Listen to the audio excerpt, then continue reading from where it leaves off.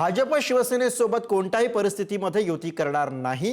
एमआयएमचे नेते जलील यांनी पुढारी न्यूजशी बोलताना ही भूमिका स्पष्ट केलेली आहे. संभाजीनगरमध्ये एमआयएमच्या मदतीशिवाय महापौर होणार नाही असंही जलील यांनी म्हटलंय. मी एकदा आपल्याला पुन्हा स्पष्ट करतो की कोणत्याही परिस्थितीमध्ये ते एकनाथ शिंदे साहेबांची शिवसेना असू द्या किंवा भारतीय जनता पार्टी असू द्या, एमआयएम त्यांच्या सोबत जाणार नाही.